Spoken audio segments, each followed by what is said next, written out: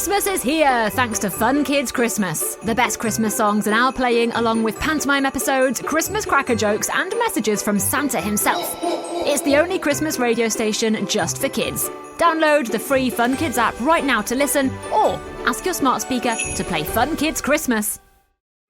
Hello and welcome to the Fun Kids Bookworms podcast. My name is Bex, I love books, and oh boy, I've got loads of them this week, 4 different authors to tell you all about. We've got Andy Day, Konnie Huq, Vicky Cowie, and Matt Lucas in one big episode. It's going to be an actual barnstormer, so let's kick it off with Andy Day. Now, he is a CBeebies legend, and he's telling me about his brand new book in his Dino Dad series. Well, of course, it's dinosaurs. It's very loosely based on my daughter, Ruby, and my other daughter, Little Indy, and of course, myself and my wife. And they're all the Thumb family. There's Lionel, Belinda, Ruby, and Little Indy.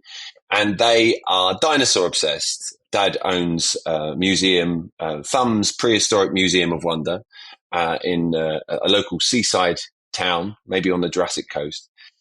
And they have a secret. They are poopers, protectors of our prehistoric allies.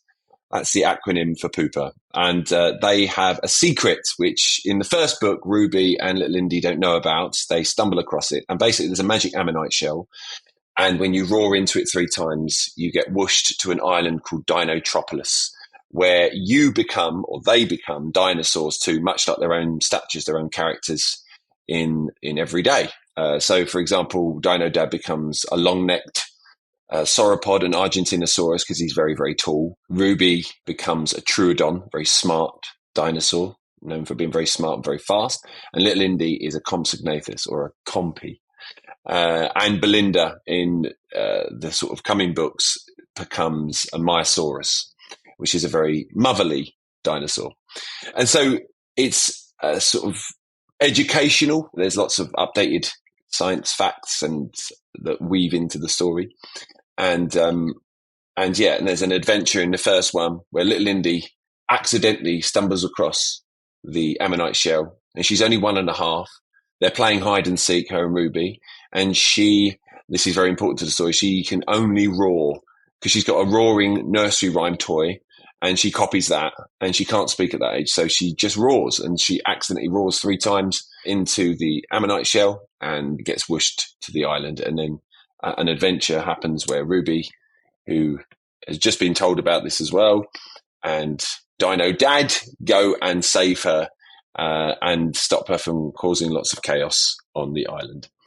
And then the second book, which is the one that's just come out, it's Dino Dad Ice Age. And Ice Age is an emergency on Dinotropolis, and there's an ice age that's happened, and a woolly mammoth has appeared with big dinosaur feet, and it's their task to make sure the woolly mammoth doesn't damage all the frozen residents of Dinotropolis, and also gets her back safely and reverses the ice age so they can enjoy National Dinosaur Day. So it's very dinosaur themed, everything I love, and very much driven by the relationship I sort of have with my kids, and that's sort of weaved into the story as well. Oh my goodness, Andy, you've given us so much here. So you have answered one of my questions, which was how did you pick which dinosaurs would match each family member? Which makes me think you did a lot of research, because you mentioned dinosaurs I'd never heard of in the book. Yes, well, my aim was there's obviously, the dinosaurs that everyone knows and all the kids love, and that's the T-Rex or Triceratops and Diplodocus, and they're the famous ones that we've all seen in movies, and but there's so many dinosaurs. There's over 1,000 different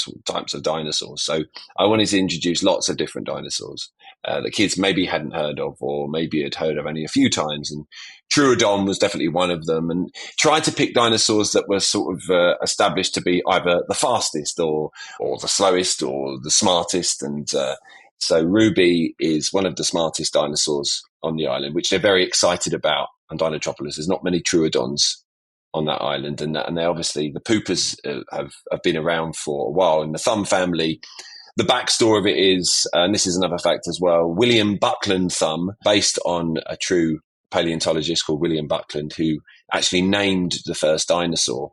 In the book, he's the one who comes across this ammonite shell and discovers Dinotropolis, and then over years has sort of trained the dinosaurs to speak and act like humans. So that's how it all comes to be.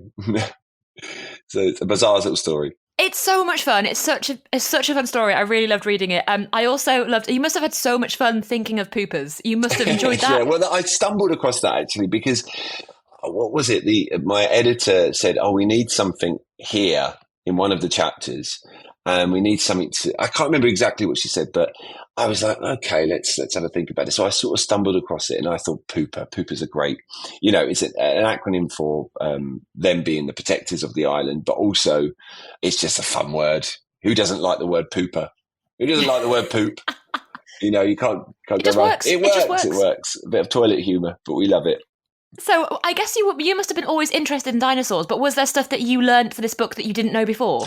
Yeah, it's a good question. Yeah, I did actually. Yeah, there's many little facts and little things that various dinosaurs I hadn't even heard of, or I'd heard of, and I didn't know the knowledge of them. I didn't know what the sort of updated science was, and so yeah, it was really interesting. I mean, one of them being oviraptors were called oviraptors because it means egg thief. But updated science believe that they weren't thieves of eggs; they were protectors, and so which is very, very different. Obviously, oviraptor's got its name. Bless the oviraptor; it's got its name for being a thief, but actually, it might well have been a protector. So stuff like that is really interesting. I mean, I've joined up to a few Instagram, I suppose, dinosaur nerds, and I get sort of updated stats and facts and stuff like that, updated science every day, which is really interesting. And I assume you would be the same dinosaur as the dad in the book, or would you be a different dinosaur if you could be any dinosaur? I think I'd be a Spinosaurus, because they were bigger than the T-Rex. Ooh. Yeah, Spinosaurus. They were semi-aquatic. They could swim, and they liked fish, and I liked fish as well. So I'd probably be a Spinosaurus. And aesthetically, they look great as well. Oh, I need to go and research a Spinosaurus. I'm going to go check these. I've never heard of that one either. Oh, Bex, you've got to get on the old dinosaur wagon. Come on. Oh my goodness, my knowledge is terrible. The only thing I know is I would be a T-Rex because my nickname from my friends is B-Rex. Oh, right. That's literally what Well, that's a good one. Yeah, that's good. When I do school tours, I ask the kids, if you were a dinosaur on Dinotropolis, what would you be? And often they say pterodactyl because I like flying, or a T-Rex because I'm a bit grumpy sometimes. So it's fun to get kids thinking about what dinosaurs they would be. And I think that's sort of that. The idea that you can become a dinosaur, what dinosaur would you become, is quite a fun thing. And I think that's where the whole idea for the book started, actually. Well, Andy, thank you so much for telling us all about Dino Dad. 1,000 dad points to you. And Ice Age is out right now.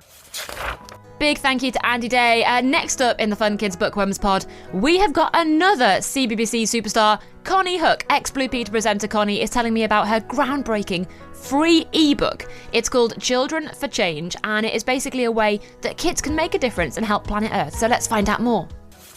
So Children for Change is an anthology, and it's essentially a collection or compendium of loads of brilliant children's authors and illustrators who have all come together to contribute to pieces about climate change. So there's stories in there, there's poems, there's pictograms, there's also expert advice from different experts, and then at the back as well, we've got loads and loads of links and information about how you can get further involved if you want to help become a climate change activist. And so we've got really, really great names as well in there, like authors such as Charlie Higson, David Baddiel, Sophie Henn, Liz Pichon, illustrators such as Axel Scheffler, Chris Riddell. The list just goes on and on and on. And experts such as people like Jamie Oliver on food. We've got Mary Portas on disposable fashion,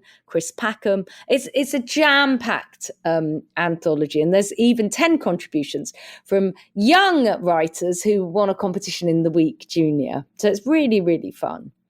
It's an incredible book. I have to say, you've kind of it's like the Marvel's assemble version of like the author world, basically. You've kind of got everybody in there that I've basically interviewed on the Bookworms podcast. I was reading the book and I was like, oh yeah. Like it was a bit like, yeah, I got that one, good. But yeah, how did you manage to get everybody together? Was everybody just really up for it? Yeah, so I think authors in general are really nice people. I mean, the more books you read, the more empathy you have, which means the nicer a person you are, essentially. So I've really noticed Book World is full of lovely, lovely people, and they all care about the environment, and they care about reading and getting kids enthused in reading. And studies have showed, actually, the more books that children read when they're younger, the further they go in life. And so actually, when we approached people, they really wanted to help, because it's so important as well to spread the word about sort of climate change and how to live your life a bit differently, responsibly and sustainably. And those messages are the ones that kids will take with them when they become adults and grown-ups and live their life in an environmentally friendly way. But also for the authors, it was a good way to get their writing out there.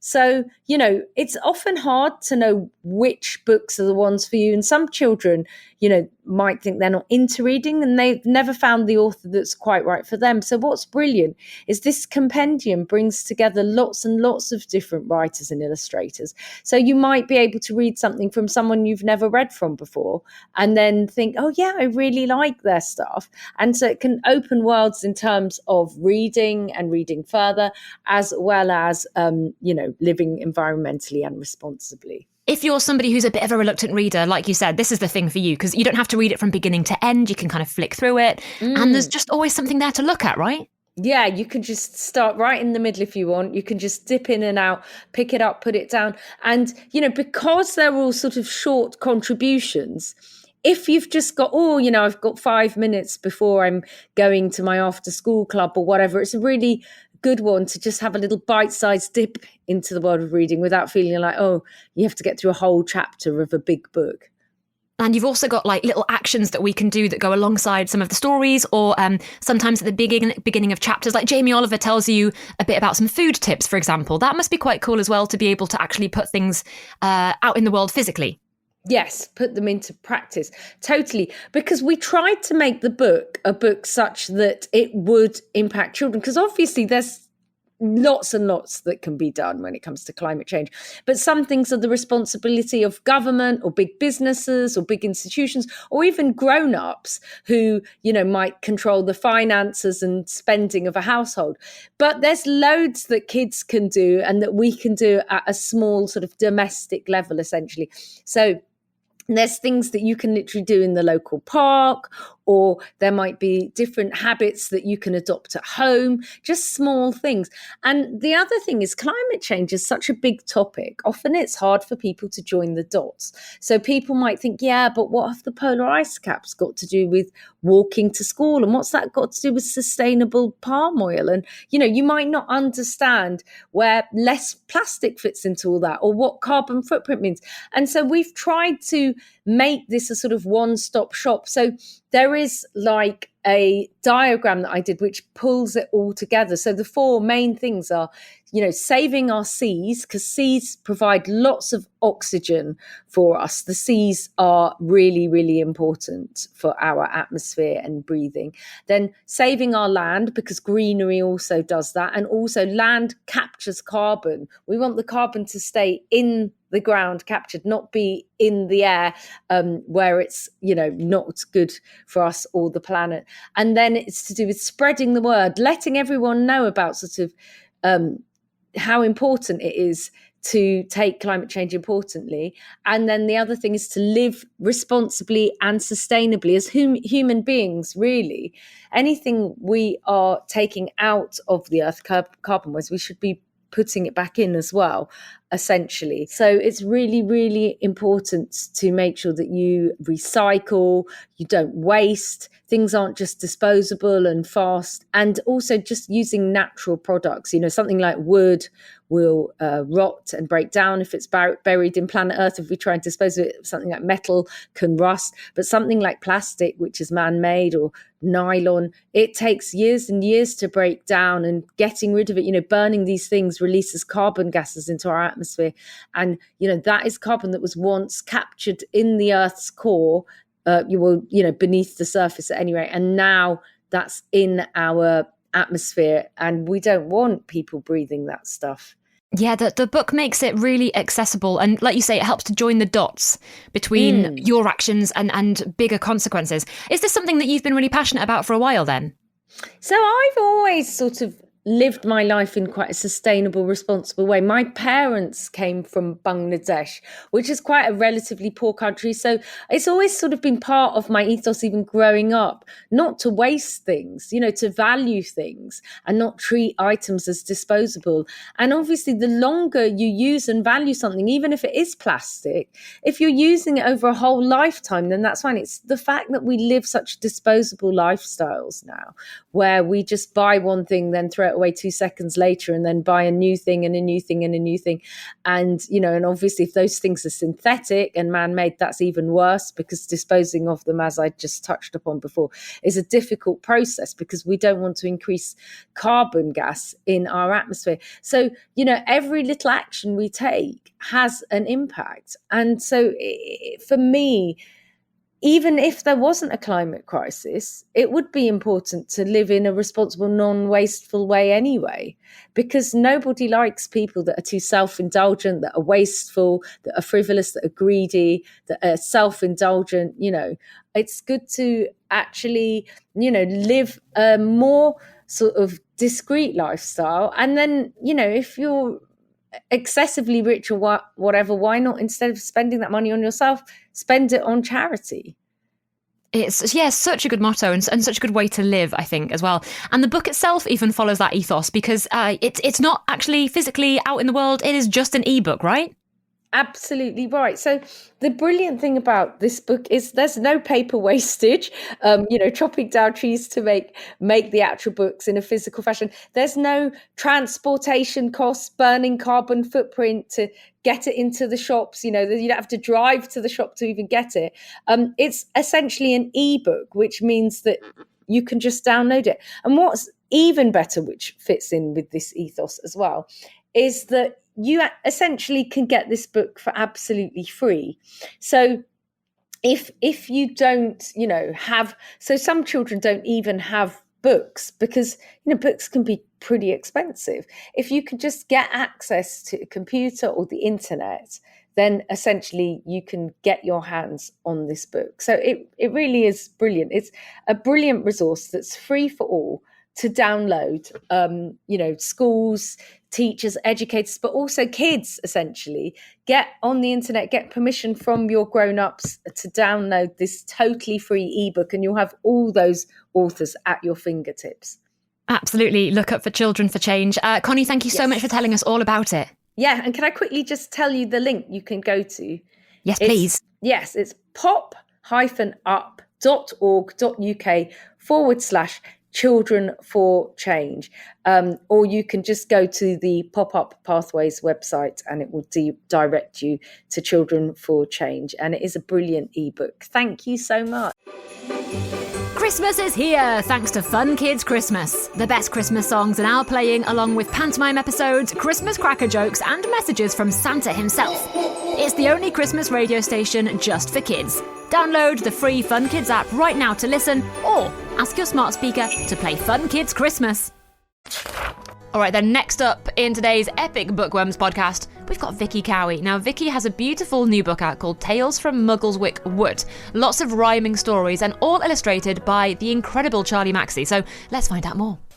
So it all started when my youngest girl went to school, and I came home, and all of a sudden I'd had three little girls in 3 years, and the last one started school. She'd gone into the reception class, and I came home and I'd ridden my horses, and the house was quiet for the first time in what felt like forever, probably 7 years. And I didn't know what else to do, but I'd always toyed with the idea of writing some of the bedtime stories I'd told the children.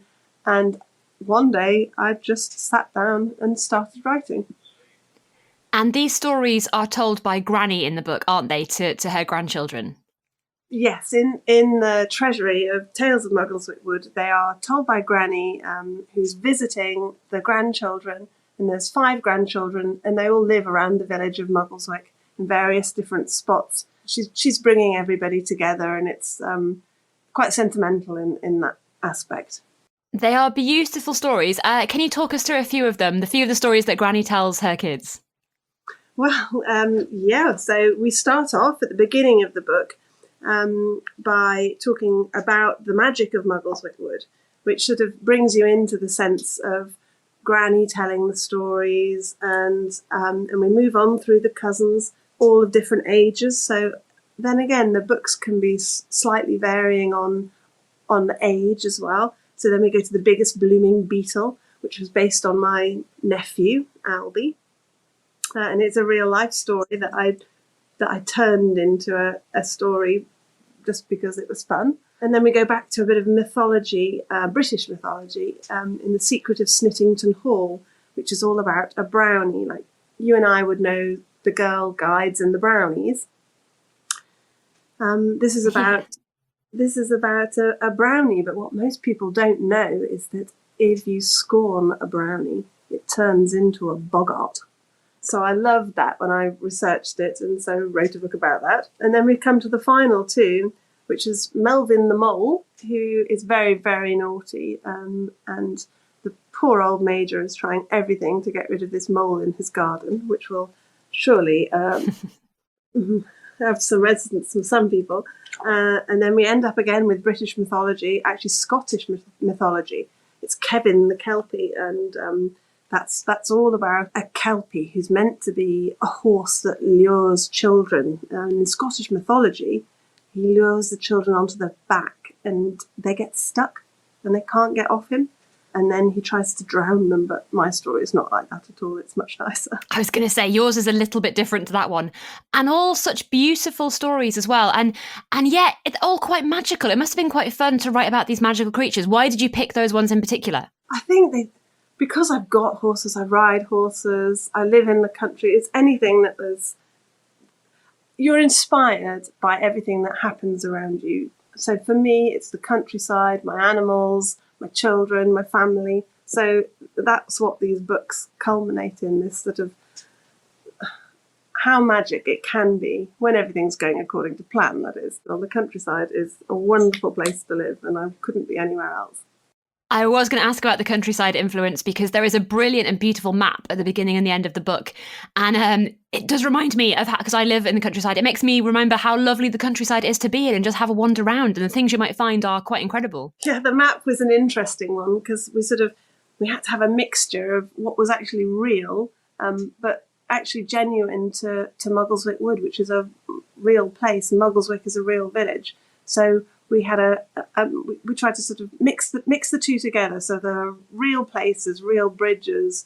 The map should be sort of almost right, but then there are totally made up places too. But that's where the imagination comes in. And what's it like writing in rhyme? Because the whole book is written as a big poem, basically, which I loved. And we don't really get any poets on Fun Kids. So what is it hard to write in that way? I'm sure it must be, but I haven't really ever tried to write in any other way particularly. I love writing in rhyme. It makes it harder, doesn't it? So I think it's the challenge of being able to do it and trying to find that word that's going to make it make sense and make it sound like you want it to sound. But I see that as a challenge. And I suppose it's like, I don't know, like doing a crossword or something. And once you've done it, the feeling of accomplishment is much better for me. So and I like reading in rhyme. I like reading in rhyme to my own children, always have. So to write in rhyme just came naturally. Yeah, there was a few rhymes where I was like, oh yeah, that's a clever one. Yeah, I can see what she's done there. I would never have got that. And yeah, reading them out must be half of the fun, right? Because if anybody's listening to this, if you've got those kind of books to read to each other, they are more fun to read in rhyme. Well, I think so. And my children always loved the bedtime stories when I would read to them in rhyme. And if they've got a good rhythm, and I actually think you breathe with the rhythm as well, and then it helps sleep, and it's calming for the children because even the little ones can guess the word that's coming next, and it's that familiarity that I think is really great for the children. Yeah, they are wonderful, and like I say, we don't really get many poetry books on Fun Kids, so it is brilliant. But we also have to talk about these iconic illustrations from Charlie Mackesy, also from the Northeast, from Hexham, I believe. Yes, I think he was from just just south of Hexham, I think. Yeah, we did talk about that. We didn't know at all that we were from the same area, but when we started talking, we realised that just by pure chance we were from the same area in the northeast of England. And his illustrations are beautiful as well, aren't they? Oh, well, of course they are. He's absolutely amazing. Well, he's an amazing artist, and his illustrations are beautiful. And it was incredible working with him, because I sat down with him in a meeting room, and before I knew it, I was reading him the books, and he was drawing the illustrations in front of my eyes and bringing these characters that I had pictured in my head, and he just brought them to life, literally in paper, in front of me. Of course, he took them away, and they were altered and mixed, and he came up with what he came up with, and just so lucky to have been in that position. I mean, you know what, Vicky? Some people would pay good money for a live drawing from Charlie Mackesy. I'm sure. It was a very, very strange time, but it all sort of came together all at once with his own book and my book, and so we were both doing it all at the same time. And when it comes to your book, is there one story in particular that is closest to your heart? Is there one in there that you would want everybody to read first? I think for me, it depends on the audience that I'm reading to, but because of the way my mind works, I always start with the first one and then go through the line. But The Treasury is in a different order, and I actually love the order that it's in. It is a lovely book, and it's just so beautiful to read, and you know, it's one of those books where you can pick it up, and if you're a bit of a reluctant reader, you can kind of like go away, come back to it, and it just makes it very accessible, and it's beautiful. Vicky, thank you so much for telling us all about the compendium, Tales from Muggleswick Wood. You're very, very welcome. Well, to round up today's show, let's have our headliner, shall we? It's Matt Lucas. Matt is telling me about his book, The Boy Who Slept Through Christmas. The new paperback edition of the book is out right now, and it is incredible because in it, you've got QR codes to scan so you can listen to musical tunes that help you go along through the book. Let's go into our little chat with Matt, shall we? I've got to say, it's a lovely shiny paperback, isn't it? It's really, they've made the paperback even shine. Well, they put this sort of shine on the cover. I like it very much. It looks lovely. And at the front of it, we've got, I mean, I know I shouldn't judge a book by its cover, but I will. We've got Leo here, who is, as you can guess, the boy who slept through Christmas. Yes. Where do we meet Leo in his life? So we meet Leo. He's 10 years old. He is the biggest fan of Christmas you can imagine, and gets very excited. He spends half the year, 6 months of the year looking forward to Christmas, and the next 6 months of the year thinking of how wonderful it was. He loves Christmas. But this Christmas is going to be a little bit different because very sadly his mum got ill and died. And so this Christmas is scary because Leo's got to think, how do I celebrate Christmas without mum there? You know, dad will be there, his younger sister Jessie will be there, his older brother will be there, grandparents, but not mum. And it's all about Leo making a pledge to say, you know what? Mum made me promise that even if she was gone, I'm going to have the best Christmas ever. And it's about him trying to have the best Christmas ever and everything going wrong. Reading this book gets you prepared for Christmas, and you can remind yourself that, like, although it's stressful and there's a lot going on, at the core of it, it's just like being with your family or being with your friends or being with whoever is around. Yeah. And also, I just love that you've got the music to go with it because it's such a rarity. I don't know any other authors who've done that. Have you found people have stolen that idea since? Well, I don't know, but yes, I was speaking to some people who said they were going to, and I thought, great, let's make it a genre. I was going to say, you've made a new genre. Yeah, great. Well, Tom, apparently, I was told that Tom Fletcher, Space Band, or they... Yeah. They had an album, I guess, They had an album, but this is an actual musical. So this is where the songs, there's 20 songs, and the songs... You know, it's like, it sounds like a big stage musical, you know. And also, the other thing, at the back of the book is all the lyrics. So if you look at the back, you get all the words to all the songs as well. So you can sing along. And also, I you know, people might do it at home. They might, you know, sing along at home and make a little production at home with their families. Well, last year there's a sweet song in there, which is a song that is sung in the book on Christmas Eve, and it's called You Might. And it's very sweet. I wanted to write like a Christmas carol, you know, something like Oh Holy Night, something like that. you know. No mean feet. All No right, Mean sure. Feet. Yeah. That's my All favourite right. song at Holy Night. So I wanted to write something that gave off those vibes, which weirdly, it was the last song I wrote. I thought I'd finished writing all the songs, and it was the last song I wrote, and I actually wrote it in 20 minutes, which is weird. Wow. Yeah, because other songs I've slaved over for months. I imagine. But last year, I went and turned on some Christmas lights in Hertfordshire, and they had a choir singing You Might, Oh which my was so God. sweet. If anybody likes the songs and wants to record their own versions and stick them on YouTube, I'll be thrilled. Well, hopefully we can get them on the Fun Kids playlist. That'd be That quite would cool. be nice. That would be nice. And I haven't put it for sale, but I've recently got a big thick book with all the sheet music now. You've see. really prepared Oh, yeah. for this to be out Yeah. there in the world. Then. Oh yeah.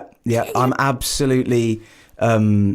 I absolutely want that to happen. Yeah. I worked really hard on this, and this is not a cash in. This is something I really took to heart and slaved over, and I'm really, really proud of it. And I really hope that more people read it and enjoy it, because the response has been lovely so far. Are there songs that didn't make the cut that you reckon you could put into a musical elsewhere? Do you know what? There's one song that I wrote that in the end I didn't put in because, funnily enough, I really like the song. It's there's a little bit in the book where Leo goes to a pantomime, and I wrote a song all about the pantomime. But the jokes in the song are very topical. They're very up to date. Oh, okay. And they mention famous people and all sorts.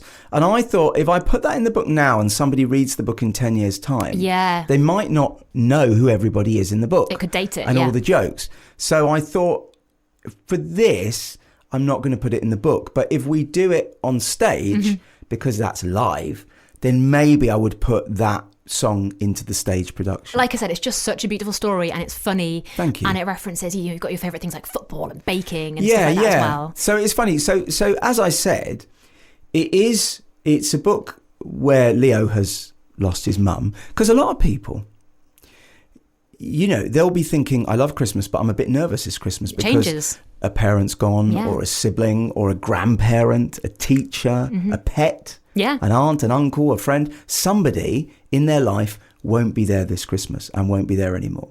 So Christmas is a challenge for a lot of people. But this book is also a funny book. Yeah. There's loads of jokes in there. There's loads of funny things that happen, because you can't just write a sad book. You've got to write something that's funny as well. Yeah. For me, because I started as a comedian. So, so even though there's a little bit of sadness in there, and a little bit of what we say introspection. There's a big word. Oh, hello, yeah, okay. Thinking, really going inside, being inside yourself, thinking inside yourself, not necessarily telling other people how you feel, just trying to process it yourself, which is, something that kids do often, trying to figure things out just on your own. There's loads of funny bits as well. It's a comic. It novel. is such a fun book. It gives, there's so much there to look at and to enjoy. If there was one song that you could make sure everybody listened to, which one would it be? And I know this is tricky because you have obviously written and done all of them. Well, do you know what? There's a song in the book. I wanted to have a song in the book that you could listen to if you'd never read the book. Okay. You don't know who any of the characters are. Savvy idea. But you could just still hear a song and it could just work completely independently. And there's a song called the Sing-Along Song. And I wanted to write something that was a little bit like the same spirit as Supercalifragilisticexpialidocious from Mary Poppins. Yeah. I love that song.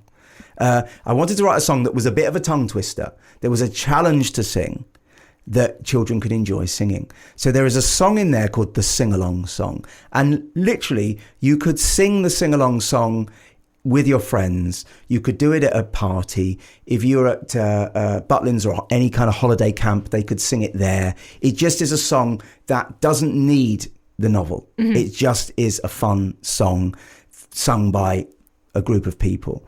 So if you're going to listen to one song, go and listen to the Sing-Along Song and see if you can sing along with the Sing-Along Song, because it is a real tongue twister. Amazing. Oh, Matt, well, thank you so much for telling us all about The Boy Who Slept Through Christmas. All right, well, don't say I never give you anything. Andy Day, Konnie Huq, Vicky Cowie and Matt Lucas in one episode. You are welcome. That was the Fun Kids Bookworms podcast with me, Bex. And if you want to find out any more about our brilliant authors we've been chatting to recently, all you got to do is scroll back in your podcast app. I'll see you soon. Bye. Christmas is here, thanks to Fun Kids Christmas. The best Christmas songs are now playing, along with pantomime episodes, Christmas cracker jokes, and messages from Santa himself. It's the only Christmas radio station just for kids. Download the free Fun Kids app right now to listen, or ask your smart speaker to play Fun Kids Christmas.